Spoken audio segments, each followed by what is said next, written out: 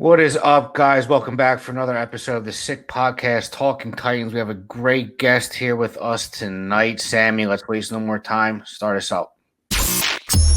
Turn up your volume. Because you're about to listen to the Sick Podcast. Talking Titans. Ladies and gentlemen, 94 yards. Touchdown, Titans! He is the baddest man in the NFL, and he just took her to the house. The sickest Tennessee Titans podcast. Sick! It's gonna be sick. Welcome back, everyone, for another episode of the Sick Podcast, Talking Titans. I'm joined by my co-host, Jarett, up in North Jersey. Salvatore is MIA for the night. We might have to get an APB on all points bulletin. Salvatore Manfredi. I was actually driving today. I saw a Manfredi truck, too. So maybe, I don't know. He's doing some business down South Jersey. He was a little side business, yeah. Who knows? Yeah, who knows with him? You know, your guess is as good as mine. It's his world. We're just living in it, but let's waste no more time and bring on our guest, Kayla Anderson, co-host at 1045 The Zone with Will and Ramon, a returning guest. I think it's her third or fourth time here, so she's family over at the Sick Podcast, basically. That's it. Yeah, thanks for joining us, Kayla. You always have some great insight, and trust me, we have some burning questions for you because it seems like it's going downhill and it's happening fast in Tennessee. So let's dive right into it. We were talking about it before the show with Mike Vrabel. I want to jump right in on that. There's some Titans fans who have lost some patience with him. I have at times. I'm guilty of that. We know Sal has. Jarett still kind of leans the other way. Should we end this season, let's say 5-12, and things look bad and he looks dejected like he has at times, is it at all possible you could see Coach Mike Vrabel no longer with the Tennessee Titans after this year? No. Okay. I do not think. Thank you for clearing the airwaves. Yeah, I don't think that will happen at all this year. And, I hear so much from Titans fans right here from all over the country. Obviously, you guys are outside of the Tennessee area. And it is definitely more now than ever. Like, Titans are putting him on the hot seat. But in reality, is he on the hot seat? Not right now. I think you can start to feel things warming up. Because clearly now he's had back-to-back seasons where they have missed the playoffs. And this season, it didn't even go down to the wire. I mean, you missed the playoffs with 3 games to go now, which is something I don't think anybody is used to in the last, several years. I'm not used to covering a team like this under Mike Vrabel. I've been used to covering a team that has winning seasons and that has gone to the playoffs and that has won the AFC South. The only reason why I say pump the brakes right now is for the fact that when you really dissect this situation and the crap that they're in, because that's what it is, right? It goes back to John Robinson and clearly some really poor decision-making in some of these draft classes. And what it has done, it has put them back a couple years. Whereas now you're seeing the disasters of those classes, and a lot of these, I think the 2020 class is completely blown up because you don't have any of these players on this team. And football is about like the coaches, yes, but it's also about the personnel and the types of players you have on a team and the quality of them. And I'm not trying to be a person who's, saying this team is all crap. There's talent on it, but compared to other rosters, it's not there, right? It's not the upper echelon of talent because you really haven't had any of your guys you drafted amount to anything. And then half of them are gone or just didn't even make it in the league. So I would say it's been kind of something that's been happening. Unfortunately, it took a few years for us to now see it. So now the job of Rand Carthon and Mike Vrabel is to try to rebuild everything. And I think you saw glimpses of it in this past draft class. Because if you look at the draft class right now, well, it's not perfect. A lot of them are on the field because maybe they had to be. But I think you see positives in a lot of those guys that they drafted. And I think you're only going to see those guys continue to develop, which is encouraging.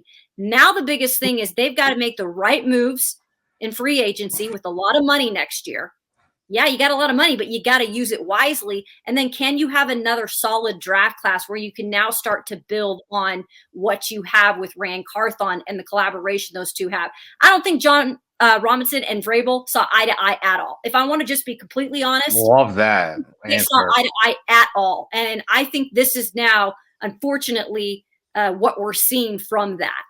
Okay, well, I love that you said that, so straightforward, because we've heard bits and pieces from different people on what their relationship was like. And Jarett always loves to talk about John Robinson. I'm kind of tired of hearing about him because it is a what have you done for me lately league. And you see teams, with talent that is a little bit, less than the rest of the league, compete a little bit more than the Titans have. Teams like the Steelers in and out who have struggled with personnel, who seem to always, be there in the end. If you don't see Mike Vrabel going, Kayla, can you see significant changes to the staff, the coordinator position? Mike Vrabel is so loyal to his guys, and although I respect that, it hasn't yielded the results we as Titans fans have hoped for the last few years. Do you think, should he stay, and it seems like you think he will there be significant changes to at least the coordinating positions, especially the offensive coordinator position? Yeah, and that's hard to predict because here's the one thing that you're exactly right on. And I, as a reporter covering him for the last several seasons here, see it as well. Like, there's definitely stubbornness to Mike Vrabel. And I will say, though, he is smart. So if he is smart, I think at this point, he has to realize he has to actually start making some of those difficult moves. And that might be letting go of one of his guys. And you did see it at the end of last year. While it might have, been argued it could have come earlier, Todd Downing was obviously let go. And yes, he did promote Tim Kelly technically. But you did see him go out and get Chris Harris as a DB's coach. You did see him bring in Charles London, who is working with the quarterbacks and who I would actually say has done a really good job with Will Levis and helping develop him. But yeah, I mean, that's the big question, right? And I think more so than anything, you're looking at that offensive coordinator position in Tim Kelly, and it's a fine line. Like, is Tim Kelly really the right guy for the job because the offense has just been too inconsistent? Or is it because Tim Kelly doesn't have the right pieces to be able to actually call consistently a good game and to be able to do it from front to back? Because we've just seen like a good first half, a poor second half, like no adjustments. And I get all of that. And I see everything that you guys see and that Titans fans see. It's just so hard to know, is it because he's just not the guy, or is it just they don't have the right guys offensively to do what they want to do? And so I think they're kind of stuck in the middle. I don't think Tim Kelly is going to be fired after this season, but I will say this. If he does not start to find some consistency next season, I mean, you might have to make the move to fire him midseason if it's going that poorly. I think you have to be able to start making moves now that you're uncomfortable with if you are Mike Vrabel. No, absolutely. And one more question I have for you, because you alluded to the personnel, and of course, I think we're a little undermanned as well, especially the last 2 years. And you talked about we have all this money in free agency to spend. My question is more for the draft, because we're going to be in that 5, 6, 7 range. There is 3 receivers out there that are very, sought after. Same with the offensive linemen. Obviously, we want to surround Levis with protection as well as, offensive, skill positions as well. Where do you think we tend to lean in this year's draft if we fall in that 5, 6, 7, where you might have the option of a Malik Neighbors and a Joe Alt? You know what I mean?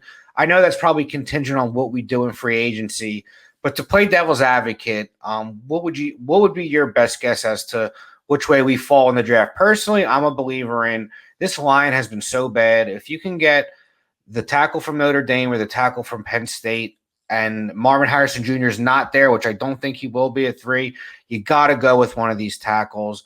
But then I can see what Jamar Chase did for Joe Burrow, and how fast they turned it around. The next year, they almost win a Super Bowl. So I could see the receiver argument as well. I mean, Malik Neighbors is probably going to be a top 10 guy. Someone might fall in love with him. Where do you think we go with our pick in what seems to be a top 10 pick this year? I know that it's boring, and honestly, as a media person, I've really only covered like more boring first round picks from the Titans since I've been here. But you have to go offensive line, guys. In my opinion, you take Joe Alt if he's there.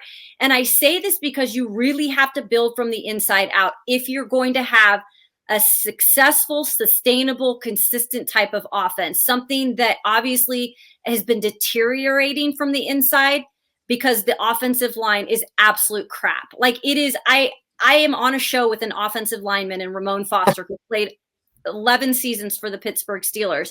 And so I know I have learned so much about line play and the intricacies that go into it.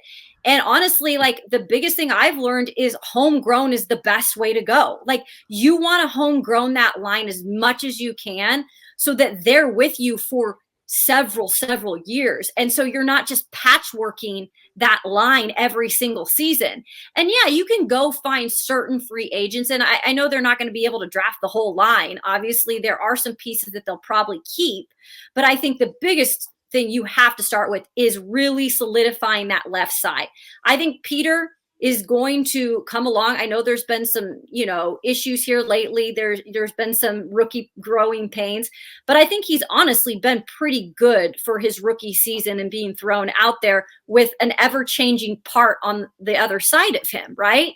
And Jalen Duncan could very well turn into be a great guy that could be a fill-in, right? That could come in if there's a need for it, if they can continue to develop him. But I think you have to go out and get the guy that can start next year. And so Peter and him can start to really build that on the left side. And then I think, you may go get a free agency piece. You may keep Daniel Brunskill there on the right. And we'll see what happens with Nicholas Petit-Frere. I still don't think people should give up on him where he could be on the right side potentially at tackle. So that is what I would do, guys, because then if you need to go get a guy in free agency, you have the money. Like T. Higgins is going to be out there. Do you potentially go get a guy like T. Higgins? You still have probably DeAndre Hopkins if he doesn't decide he's just going to peace out. And then I think they still have hope that they can keep like having Treylon Burks out there where he can just start to build on his play. But I think you can't bet on that. He's been too bruised up. Yeah. And I don't want to just put all my, eggs in that basket. But I think there's other things you can do. You can go get a wide receiver in a second round. That's where they found A.J. Brown. Like that happens all the time. So I think the first thing you've got to do is you've got to take care of that tackle position. It is boring as shit, but you have to do it. I couldn't agree with you more. Absolutely. So. It's definitely not a sexy pick, but we definitely need line. And I've been telling these guys it's been John Robinson's fault the whole time, and they don't want to hear it, but I'm a Mike Vrabel fan, so I'm with Mike Vrabel. You spoke about free agency. We have a lot of key pieces in free agency coming up for next year, especially with Derrick Henry. Derrick Henry is a pending free agent, expiring contract. Do you see them bringing him back for 1-2 years on a cheap deal? And why do you think they're so involved with him on this offense? Yeah, so this is going to be difficult, I think, for Titans fans to digest because I personally don't think he'll be here. And that's tough because he has had his career here for the majority of his career. I mean, it's been successful. He has been an absolute beast. He has broken records year in and year out. He has been a great dude off and on the field. He's done so many great things here, right? And I think that's hard for Titans fans to realize that his time could be up. And the reality is, I think it is. And I think it's a benefit for him if he moves on, and it's a benefit for the Titans. And I say that because at this point, this Titans offense seems to be going in a different direction with what they're doing. And that's why I don't think we've been able to see the full Tim Kelly display or the full, changing offense with Will Levis, because they still have Derrick Henry. And I'm sorry, but if you have Derrick Henry, you can't just not use him. And I think it's almost like they're making themselves use him because he's on this team and you don't want to do him a disservice. I mean, who's going to go tell Derrick Henry, like, we're not going to run you. Like, we're not going to – Tajay is going to be our feature back. Like, that's not going to happen, guys. And I think that's what they're going towards with Tajay being eventually the feature back who can do a little more more of a natural pass catcher, can do some things that Derrick Henry clearly cannot do because he's a little bit more one-dimensional, right? And there's nothing wrong with that. He's obviously been successful with that, but I think they're moving towards something new now that they have their quarterback, at least what we think is their quarterback in Will Levis. So that is why I think we see Derrick Henry right now still incorporated in this offense, but it's just kind of like up and down. I think he goes somewhere else, maybe gets, some decent money and maybe wins a Super Bowl or can compete for a Super Bowl somewhere else. So maybe it benefits him and the Titans just finally being able to move on. Yeah, it looks like we really hit with Tajay Spears, and Vin was a big advocate of him when we drafted him as well. He's definitely the typical NFL back right now. Catching the ball in the backfield, he's a 3-down runner and everything. But looks like we have our quarterback in Will Levis. He's on the injury report. He said if he can play, he wants to play. There's a lot of fans up and down with if Ryan Tannehill starts, their hands are in the air. So I don't want to see another thing of Ryan Tannehill. Just put Malik Willis in. Now, for your perspective, how do you see that quarterback situation playing out? Do you sit the young star and Will Levis, or you let him play for the rest of the remainder of the three games, or you let Malik Willis try to get in there, maybe try to expose him a little bit and try to get draft capital for him? Yeah, I think, to be quite blunt, when it comes to Malik Willis, I just don't think – I think that, that ship has sailed. And I get it that they want it. Yeah. Expose him for a draft or something.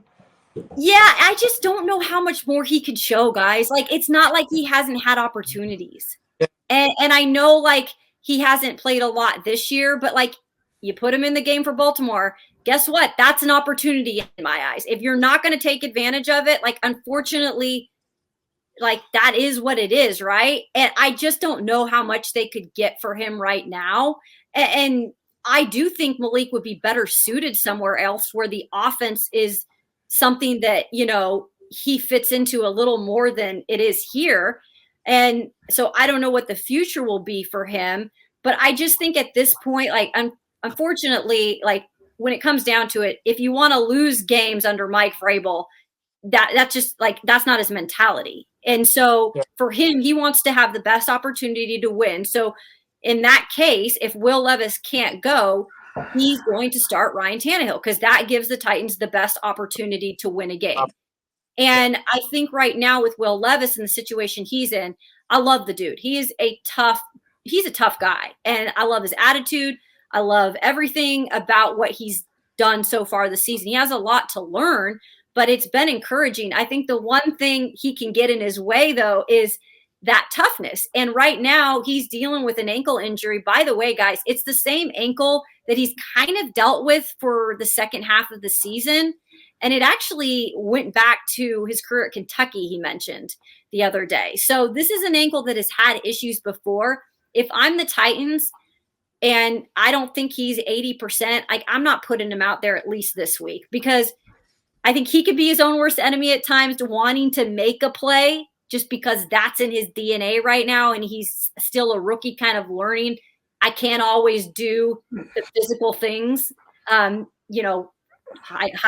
jumping over a pile or bulldozing over a linebacker. So I think right now, to keep him out for this game would probably be smart and then evaluate how it's coming along, next week, because I still think it's valuable for him to get reps. I still think, for him to play in some games in the remainder of the season would be good, but let's just make sure he is healthy and that he's not going to put himself in harm's way. And we didn't even mention the line because the line is the biggest.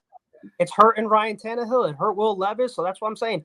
I told these guys we have to focus on the line. It may not be sexy, but the line needs to be addressed. It's just part of football. Yeah, I wouldn't let Will Levis touch the field again this year. We know what he could do. Unless he's 100%, we have nothing to gain by letting him come out there. He's definitely not playing this week. I'm sure they'll take it week to week. Are the reps valuable? Sure. But I think keeping him healthy is just as valuable. Yep. He showed us more than enough in his 7-8 game sample size that he is capable of leading us. And I agree. He needs to harness that aggression You love to see him diving over piles, playing aggressive, running over. I mean, he put Jalen Ramsey into the downward facing dog position. I love to see it. Holding Miami. You see it a lot even with Fields, with Hurts. They've been banged up. Even Lamar the last few years. Before this year he stayed healthy. The last few years he struggled. You have to harness that. It doesn't last forever, but we'll see. I wouldn't let him, play again this year. But that being said, we do have a game Sunday, and we do have to put our predictions out there. No matter who our quarterback is, I would give it to Tannehill. Let him get his so-called swan song in Tennessee, I guess, for the years he's given us. But no matter who's quarterback, I see us struggling this week. We're just undermanned. Seattle's got a lot to play for. We don't have much to play for. Not to sound like a Debbie Downer, but I'm going to say it's a 27-10 loss for the Tennessee Titans. Oh, you're going big. Okay. Yeah. Now, I don't know if y'all know this, but I am a Seahawks fan. I'm from Washington. Oh, my God. Yeah. So this has been like a funny week because I don't bring it up much because, I got to be a pro and all. But this is a very interesting Christmas Eve game to cover, considering this is the team I grew up with. But I will say this. I think they are undermanned. And yes, I think Seattle right now is the more talented team. And it looks like Geno Smith is going to play in this game. But the only thing that goes against the Seahawks in this one is when you come off on an emotional win like they did on Monday Night Football to the Philadelphia Eagles. I mean, that was emotional for many different reasons. You got all that going on. Then you got the fact that it is a short week for the Seahawks, right? Then you got the fact that you travel all the way from the Northwest down to Nashville, Tennessee. Y'all, I've made that trip several times. It is not fun. It is tiresome. Like, it's hard to adjust. Like, I, speaking from being a Northwest native, can say that because I live here and have to travel. So I will say those are three things that are against them in this situation. Now, Pete Carroll's a great coach, and I feel like he'll have his guys ready. But in these situations, sometimes the Titans come out and surprise you. I still have the Seahawks, but I have it a little closer than you do. I have 24-20 Seahawks. Okay, all right. Yeah, you're very generous with Geno Smith. 20 points with this offensive line and Ryan Tannehill. God bless your soul. Yeah. With Geno Smith coming back, and you got DK, you got Jackson Smith and Jigba, you got, Kenneth Walker, them coming. I don't care about the plane ride cross country on Christmas Eve.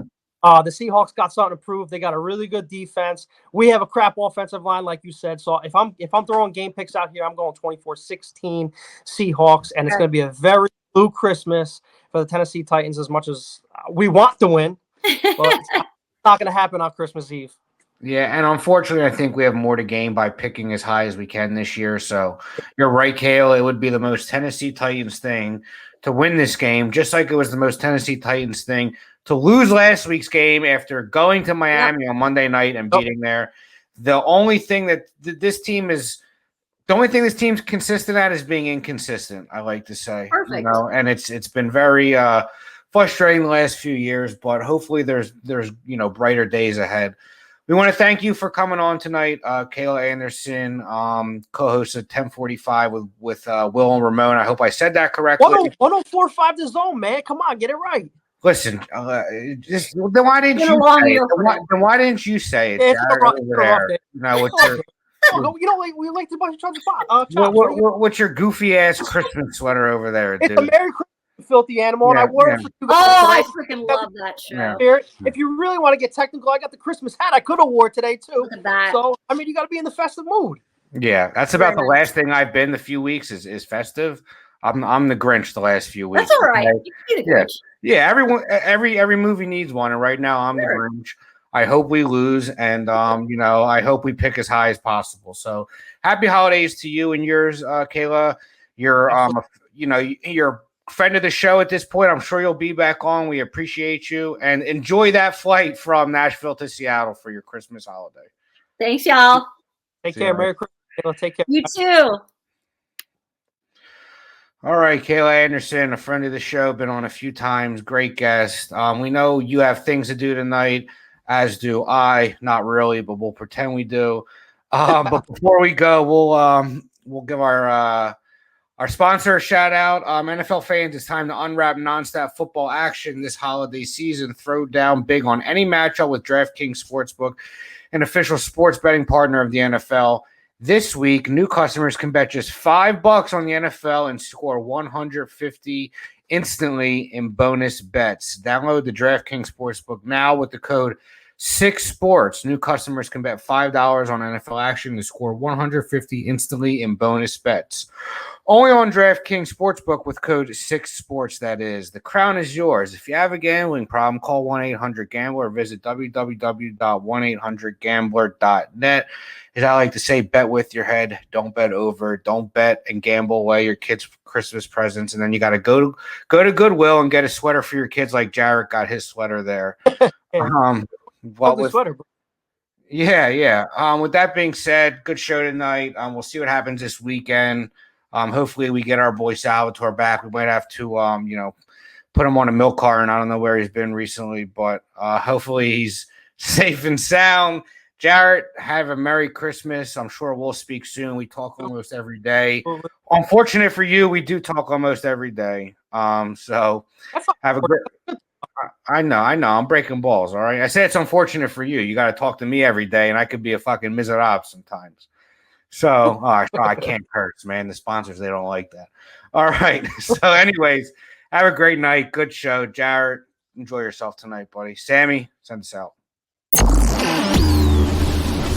And that's a wrap. Hope you don't miss us too much until next time.